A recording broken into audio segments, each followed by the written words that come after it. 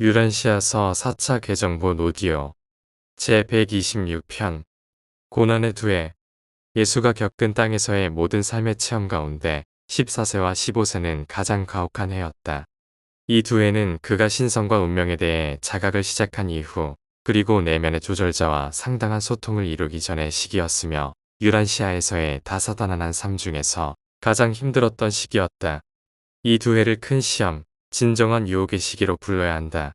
어떤 젊은이도 청년기에 혼란과 적응하는 문제들을 거치면서 예수가 유년기에서 청년기로 가는 과도기에 겪었던 시험보다 더 혹독한 시험을 체험한 사람은 없었다. 예수가 청소년으로 성장하는 이 중요한 기간은 예루살렘 방문을 마치고 나사렛으로 돌아오면서 시작되었다. 처음에 마리아는 아들을 다시 찾았다는 것, 예수가 집으로 돌아와서 의무에 충실한 아들이 되었다는 것, 언제라도 그렇지 않았다는 것이 아니라 앞으로 그가 자신의 미래 삶에 대한 그녀의 계획에 더 잘 반응할 것이라는 생각에 행복했다. 그러나 그녀는 물질적 망상, 그리고 남이 알아주지 않는 이 가족이 지닌 긍지의 밝은 빛을 오래 누리지 못했다. 곧 그녀는 전보다 더 철저하게 미몽에서 깨어나야 했다. 소녀는 점점 더 아버지와 시간을 많이 보냈다. 자신의 문제들을 가지고 어머니에게 오는 일이 점점 줄어들었다. 한편으로 그의 부모들은 예수가 왜 이 세상 일과 그가 하늘에 계신 아버지 일에 관련된 깊은 생각 사이에서 빈번히 왔다 갔다 하는지를 점점 더 이해하지 못했다. 솔직히 말해서 그들은 그를 이해하지 못했지만 정말로 그를 사랑했다. 나이가 들면서 예수는 유대 민족에 대한 연민과 사랑이 깊어졌지만 해가 지남에 따라서 정치적으로 임명된 제사장들이 아버지의 성전에 있다는 것에 의로운 분노가 마인드에서 커져갔다. 예수는 진실한 바리새인과 정직한 서기관들을 크게 존경했지만 위선적인 바리새인과 정직하지 않은 신학자들을 크게 경멸하였다. 그는 신실하지 않은 모든 종교 지도자들을 경멸하는 눈빛으로 바라보았다. 이스라엘의 지도층을 면밀히 살피던 그는 때때로 자신이 유대인의 기대에 부응하는 메시아가 될 가능성에 대해 호의적으로 바라보고 싶은 유혹을 받았지만 그런 유혹에 굴복하지 않았다. 예루살렘 성전의 현자들 사이에서 그의 업적에 대한 이야기는 모든 나사렛 사람들, 특히 회당 학교의 전직 선생들에게 큰 기쁨을 주었다. 온 마을 사람들은 그의 어린 시절의 지혜와 칭찬할 만한 행동을 이야기하며 그가 이스라엘에서 위대한 지도자가 될 운명임을 예언하였다. 마침내 갈릴리의 나사렛에서 정말 위대한 선생이 나올 것이라 예언했다. 그리고 그들 모두는 안식일에 정기적으로 그가 회당에서 성경을 읽을 수 있는 15세가 될 때를 고대했다. 1. 14살 되던 해 서기 8년 이 해는 달력으로 그의 14번째 생일을 맞는 해이다. 그는 멍해를 잘 만드는 사람이 되었고 캔버스와 가죽 다루는 일을 잘했다. 그는 또한 전문적인 목수와 가구공으로 빠르게 발전하고 있었다. 이해 여름에 그는 기도와 명상을 위해 나사렛 북서쪽 언덕 꼭대기까지 자주 다녔다. 그는 지상에서 자신을 수여하는 본질에 대해 점점 더 스스로 의식하게 되었다. 100여 년 전까지만 해도 바알의 높은 곳이었던 이 언덕은 지금 이스라엘의 성인으로 알려진 시므온의 무덤이 있는 곳이다. 이 시므온의 언덕 꼭대기에서 예수는 나사렛과 그 주변 시골을 내려다보았다. 그는 메기도를 바라보며 이집트 군대가 아시아에서 첫 대승을 거둔 이야기를 떠올렸다. 그리고 그 후 또 다른 군대가 유대 왕 요시야를 물리쳤다. 멀지 않은 곳에서 그는 데보라와 바락이 시세라를 물리친 타나크를 바라볼 수 있었다.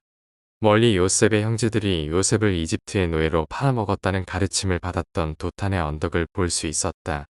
그런 다음 그는 에발과 게리짐으로 시선을 옮겨 아브라함, 야곱, 아비멜렉의 전통을 혼자 되뇌었다.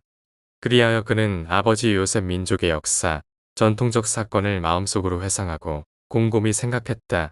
그는 회당 선생들의 지도 아래 고급 독서 과정을 계속했고 또한 동생들이 적당한 나이에 이르자 그들의 가정교육도 이어갔다. 요셉은 이해 초 예루살렘에서 예수의 오랜 학문에 대한 비용을 지불하기 위해 나사렛과 가버나움 재산에서 나오는 수입을 따로 떼어 놓도록 계획했는데 그가 15살이 되는 다음에 8월에 예루살렘으로 갈 계획이 정해졌기 때문이다. 이해 초까지 요셉과 마리아는 장남의 운명에 대해 자주 의심을 품었다. 그는 실로 총명하고 사랑스러운 아이였지만 너무나 이해하기 어렵고 헤아리기 어려웠으며 게다가 놀라운 일도 기적 같은 일도 일어나지 않았다.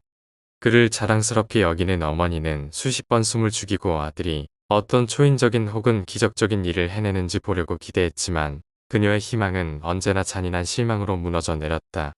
이 모든 것에 낙심하고 심지어 가슴 아프기까지 했다.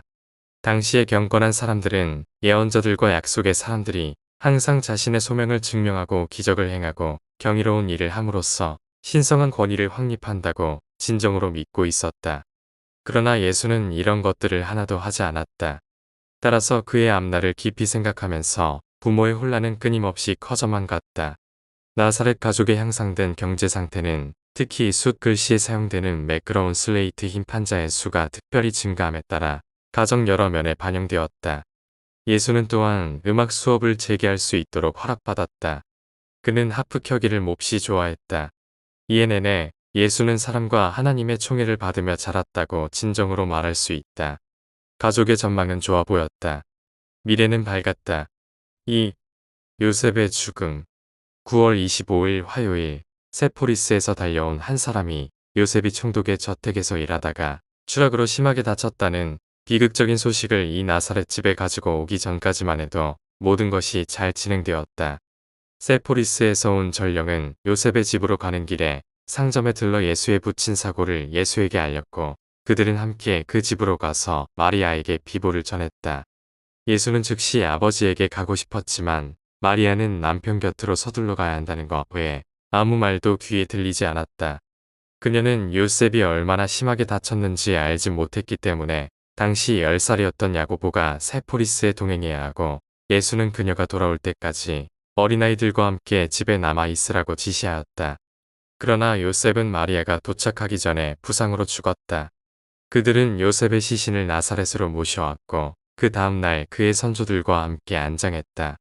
전망이 좋고 앞날이 밝아 보이던 바로 그때 분명 잔인한 손이 이 나사렛 가족의 가장을 쓰러뜨렸고 이 집의 일은 차질을 빚었으며 예수와 그의 미래 교육에 대한 모든 계획이 허물어졌다. 이 목수 청년은 이제 겨우 14살이 넘은 지금 땅과 육체의 신성한 본성을 드러내기 위해 하늘 아버지의 임무를 완수해야 할 뿐만 아니라 그의 젊은 인간 본성은 과부 어머니와 7 형제자매, 태어날 아기까지 돌보는 책임도 짊어져야 한다는 것을 깨닫게 되었다. 이 나사렛 아이는 이제 이렇게 갑자기 아버지를 여인 가족의 유일한 기둥이자 위로가 되었다. 이 운명의 어린 인간은 세상에 있는 동안 그가 알았던 유일한 집, 아버지 집의 수호자 역할로 그의 어머니를 부행하고 보호하는 형제자매에게 아버지가 되고 일찍이 인간 가정의 가장이 되고 무거운 그러나 매우 교육이 되고 훈련이 되는 책임을 떠맡게 되었는데 따라서 이러한 자연적인 사건들이 유라시아에서 일어나는 것이 허용되었다. 예수는 갑작스럽게 밀어닥친 책임을 기꺼이 받아들였고 끝까지 충실히 수행해 나갔다. 적어도 일생에서 한 가지 큰 문제이며 예상했던 곤경이 비극으로 해결되었다. 이제는 사람들이 그갈 앞비들 밑에서 공부하려고 예루살렘으로 가기를 기대하지 않을 것이었다. 예수가 누구의 제자도 되지 않았다는 것은 언제나 참말이었다. 가장 낮은 어린아이들로부터도 언제나 기꺼이 배우려 했지만 그는 결코 인간의 근원에서 진리를 가르칠 권한을 얻지 않았다. 여전히 그는 태어나기 전에 가브리엘이 그의 어머니를 방문했다는 사실을 전혀 알지 못했다. 그의 공생애가 시작될 때 세례받은 날에 그는 이 말을 단지 요한에게서 들었다. 해가 지남에 따라서 나사렛의 이 어린 목수는 갈수록 모든 사회 제도와 종교 관습을 변함없는 이 방법으로 채웠다. 그것이 인간의 혼에 어떤 영향을 미치는가? 그것이 하나님을 인간에게 인도하는가? 그것이 인간을 하나님께로 인도하는가? 이 젊은이가 삶의 오락과 사회적인 면을 완전히 소홀히 한 것은 아니지만 점점 더 그는 단지 2가지 목적에만 시간과 에너지를 바쳤다. 가족을 보살피는 것과 하늘에 계신 아버지의 뜻을 땅에서 행하려고 준비하는 것이었다. 이해의 이웃들은 겨울 저녁 시간에 들러서 예수가 하프 타는 것을 듣고 그의 이야기를 듣고 그리스 성서 읽는 것을 듣는 것이 습관이 되었다. 요셉이 사망할 당시 상당한 액수의 돈이 수중에 있었기 때문에 집안의 경제 문제는 상당히 순조롭게 계속되었다. 예수는 일찍부터 예리한 사업 판단력과 재무의 지혜를 가졌음을 보였다. 그는 사람들에게 아낌없이 썼지만 검소했다. 저축하고 있었지만 관대했다. 그가 아버지의 재산을 현명하고 효율적으로 관리하는 것이 판명되었다. 예수와 나사렛 이웃들이 이 가정의 사기를 북돋아 주려고 모든 노력을 기울였음에도 불구하고 마리아는 물론 아이들도 슬픔에 잠겨 있었다. 요셉은 가버렸다. 요셉은 특별한 남편이자 아버지였기 때문에 모두 그를 그리워했다. 그리고 그에게 말을 하거나 마지막 축복의 말씀도 들을 수 있기 전에 그가 죽었다고 생각하니 더 비극적으로 보였다. 3. 15살 되던 해. 서기 9년. 15살 되던 해 중반쯤 우리는 20세기 달력에 따라 시간을 계산하고 있으며 유대력은 사용하지 않는다. 예수는 가족의 재정을 잘 운영하였다. 이 해가 가기 전에 저축은 거의 사라졌고 요셉과 이웃 야곱이 공동으로 소유했던 나사렛 집들 중에 하나를 처분해야 할 처지에 놓이게 되었다. 서기 9년 4월 17일 수요일 저녁에 가족의 막내인 룻이 태어났고 예수는 최선을 다해 아버지의 자리를 대신하 노력하며 이 고통스럽고 특별히 슬픈 상황 속에서 어머니를 위로하고 돌보았다. 거의 20년 동안 공생애를 시작하기 전까지 어떤 아버지도 예수가 룻을 돌본 것만큼 애정 어린 마음으로 성실하게 딸을 사랑하고 보살핀 적은 없었다. 그는 가족의 다른 모든 구성원들에게도 마찬가지로 훌륭한 아버지였다. 이 해에 예수는 나중에 사도들에게 가르친 기도문을 처음으로 지었는데 이 기도는 많은 이들에게 주의 기도로 알려지게 되었다. 어떤 면에서 그것은 가족 재단의 발전이었다. 그들은 여러 형태의 찬양과 몇 가지 형식적인 기도가 있었다. 아버지가 돌아가신 뒤에 자기가 평소 즐겨 기도하는 것처럼 예수는 큰 아이들에게 각자 자신만의 기도를 표현하도록 가르치려고 했었다. 그러나 그들은 그의 생각을 이해하지 못하고 결국 암기한 기도문으로 되돌아갔다. 나이 든 동생들에게 개별적인 기도를 하도록 자극하려는 노력에서 그들을 이끌기 위해 제한적인 구절들을 사용했다. 결국 예수 자신도 의도하지 않았지만 그들이 모두 예수가 가르친 이 제한적인 구절들로 주로 구성된 기도문을 사용하게 되었다. 마침내 예수는 가족의 각 구성원이 자발적 기도를 하도록 하려는 생각을 포기했다. 10월 어느 날 저녁에 그는 낮은 돌 식탁 위에 있는 작은 등잔 옆에 앉아 가로 세로가 45cm쯤 되는 한 조각의 매끈한 삼나무판 위에 술 이용해 기도문을 적었고 그때부터 이것은 계속 가족의 표준 기도가 되었다. 이 해 예수는 혼란스러운 생각으로 많이 고민했다. 가족에 대한 책임은 그가 아버지의 일을 하라는 예루살렘 방문의 지시에 응답하려는 계획을 실행하려는 생각을 완전히 지워버렸다. 예수가 올바르게 추리한 것은 땅에 있는 아버지 가족을 돌보는 일이 모든 의무보다 우선해야 한다는 것, 가족을 부행하는 것이 그의 첫째 의무가 되어야 한다고 여겼다. 이해 동안에 예수는 이른바 에녹서에서 한 구절을 발견하게 되었고 이는 그가 후에 사람의 아들이라는 용어를 자신의 유란시아 수요 사명을 나타내는 명칭으로 채택하는 데 영향을 미쳤다. 그는 유대인의 메시아 개념을 철저히 고려한 후 자신이 그 메시아가 되어서는 안 된다고 굳게 확신했다. 그는 아버지의 백성을 돕고자 했지만 결코 유대 군대를 이끌고 팔레스타인의 외세 지배를 무너뜨릴 것이라고는 기대하지 않았다. 그는 자신이 예루살렘에서 다윗의 왕좌에 앉을 일은 없을 것임을 알았다. 그는 또한 자신의 사명이 오직 유대인들만을 위한 영적 구속자나 도덕적 선생이 되는 것이라고 믿지도 않았다. 따라서 그의 삶의 사명이 히브리 성서에 나타난 강렬한 갈망과 예상되는 메시아적 예언들의 성취가 될 수 없었다. 적어도 유대인들이 이해한 대로 선지자들의 예언을 성취하는 이는 아니었다. 마찬가지로 그는 자신이 선지자 다니엘이 묘사했던 사람의 아들로서 나타날 일이 없다는 것을 확신했다. 그러나 세상의 선생으로 나설 때 그는 자신을 무엇이라 부를 것인가? 그의 사명에 대하여 어떤 주장을 해야 하는가? 그의 가르침을 따르는 사람들에게 그를 무엇으로 부여할 것인가? 이 모든 문제를 그의 마인드에서 깊이 고민하던 중 그는 나사렛의 회당 도서관에서 그가 연구하던 묵시록 성서들 중 하나인 에녹서라는 필사본을 발견하게 되었다. 비록 그것이 옛날에 에녹이 쓰지 않은 것을 확실히 알았지만 그 책은 예수에게 매우 흥미롭게 다가왔고 그는 그것을 여러 번 읽고 또 읽었다. 그는 특히 인상 깊었던 구절이 있었는데 그 구절에 사람의 아들이라는 용어가 나타나 있었다. 이른바 에녹서의 저자는 이 사람의 아들에 대해 계속해서 이야기하며 그가 지상에서 행할 일과 인류에게 구원을 가져오기 위해 이 땅에 내려오기 전에 이 사람의 아들이 모든 만물의 아버지와 함께 하늘의 영광의 궁정들을 거닐었다고 설명하고 있었다. 그는 이 모든 위엄과 영광을 뒤로하고 구원이 필요한 인간들에게 구원을 선포하기 위해 지상에 내려왔다는 내용이었다. 예수가 이 구절들을 읽을 때 많은 동양의 신비주의가 이 가르침에 섞여 들어갔음이 잘못이라는 것을 잘 이해하면서 그는 마음으로 반응하고 그의 마인드에서 모든 히브리 성서의 메시아 예언과 유대인의 구속자에 대한 이론들 중에 겨우 부분적으로 인정된 에녹서에 숨겨진 이 이야기가 진리에 가장 가까운 것이라고 깨달았다. 그리고 그 자리에서 사람의 아들을 자신의 취임 호칭으로 채택하기로 결정했다. 그리고 이후 공생애를 시작할 때 그대로 했다. 예수는 진리를 인식하는 데 탁월한 능력이 있었으며 진리는 그 출처가 어디에서 나오든 주저하지 않고 수용했다. 이 무렵 그는 앞으로 세상을 위해 할 일에 대해 많은 것을 하나하나 정리했지만 여전히 자신이 유대인의 메시아라는 생각을 굳게 고수하는 어머니에게는 이런 문제에 대해 아무 말도 하지 않았다. 예수의 소년 시절에 있었던 큰 혼란이 다시 생겼다. 그는 땅에서 이룰 사명, 아버지의 일을 돌보는 것, 온 인류에게 아버지의 사랑하는 본성을 드러내는 것에 대하여 무엇인가 해답을 얻었으므로 그는 민족의 구원자, 즉 유대인 선생 또는 왕이 온다고 언급하는 성서의 구절들을 다시 숙고하기 시작했다. 이 예언들은 어떤 사건을 가리키는 것일까? 그는 유대인이 아닌가? 혹은 유대인인가? 그는 다윗의 후손인가? 아닌가? 그의 어머니는 그가 유대인이라고 주장했지만 그의 아버지는 그렇지 않다고 판단했었다. 예수는 자신이 다윗의 후손이 아니라고 결론 내렸다. 그러면 선지자들이 메시아의 본질과 사명을 혼동한 것일까? 결국은 어머니가 옳을 수도 있을까?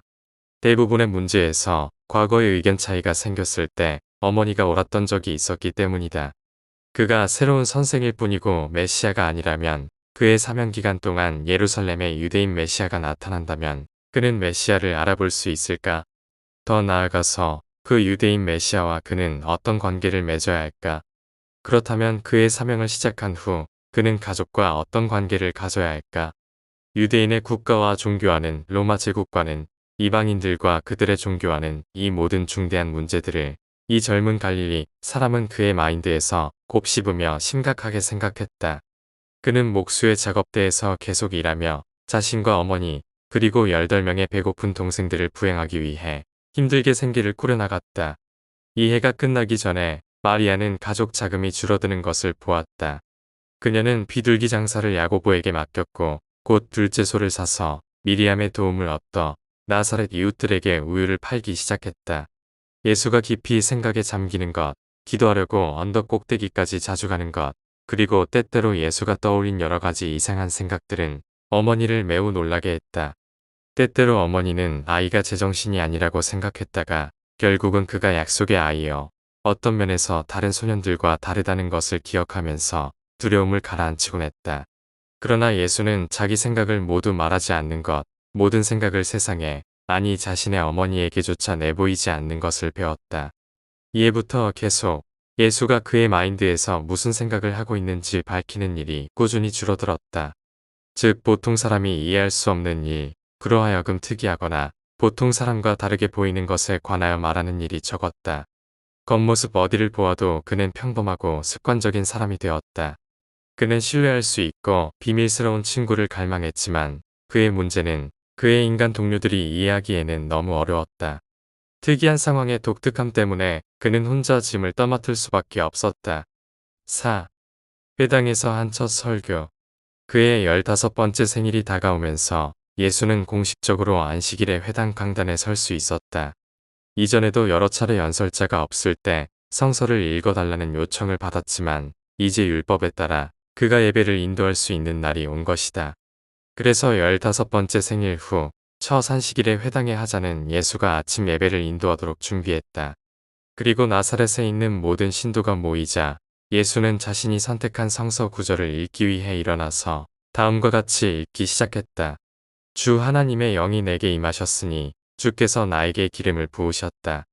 그는 온유한 자에게 좋은 소식을 전하고 마음이 상한 자를 고치며 포로가 된 자에게 자유를 선포하고 영적으로 갇힌 자를 자유케 하라고 나를 보내셨다. 하나님이 은혜에 우리 하나님의 심판의 날을 선포하였다.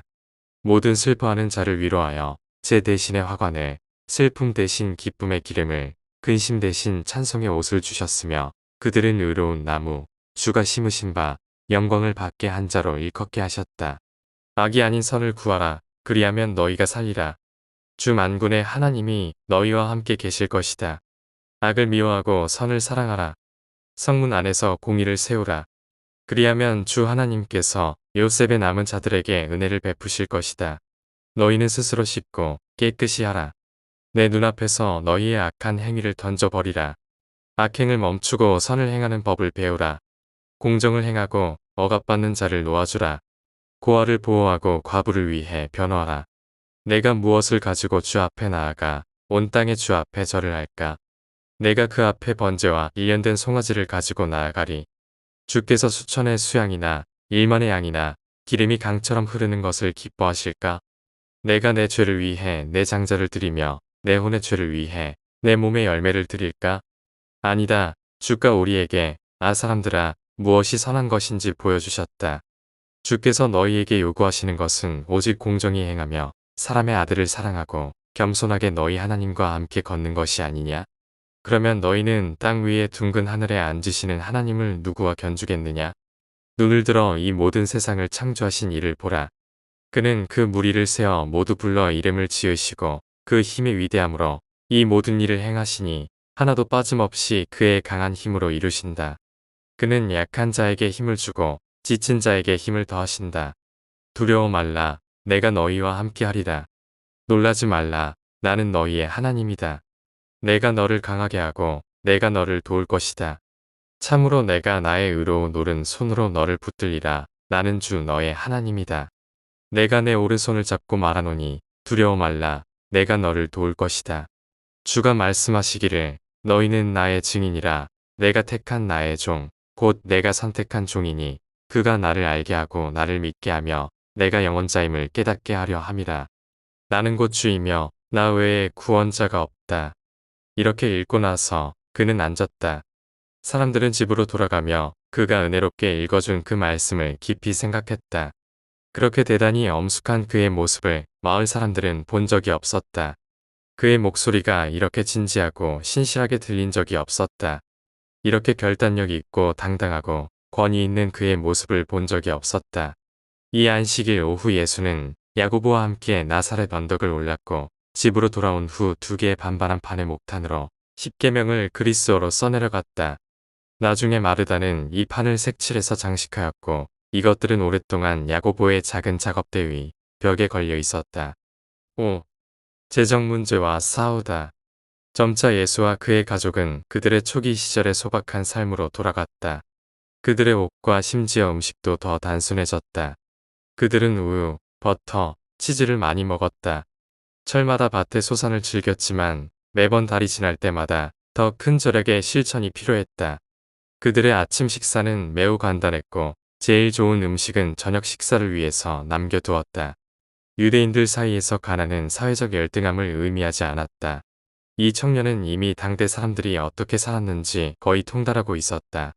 그가 가정, 현장, 작업장에서의 삶을 얼마나 잘 이해했는지는 이후의 가르침에서 잘 드러나며 인간 체험의 모든 단계와 밀접하게 접촉했음을 알 수 있다.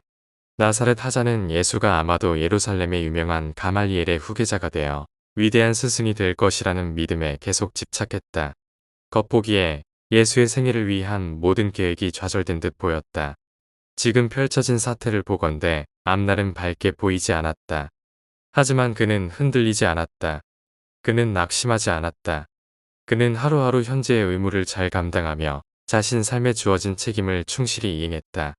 예수의 삶은 실망한 모든 이상주의자에게 영원한 위로가 된다. 보통 일용직 목수의 수입은 점차 줄어들고 있었다. 이 해가 끝날 즈음 예수는 아침 일찍부터 저녁 늦게까지 일해도 하루에 약 25센트에 해당하는 돈을 벌 수 있었다. 다음 해에는 회당의 부과금과 반세겔의 성전 세금은커녕 국민 세금을 물기에도 벅찼다. 그 해 동안 세리는 예수에게 추가 세금을 부과하려 했으며 심지어 그의 하프를 압류하겠다고 위협하기도 했다.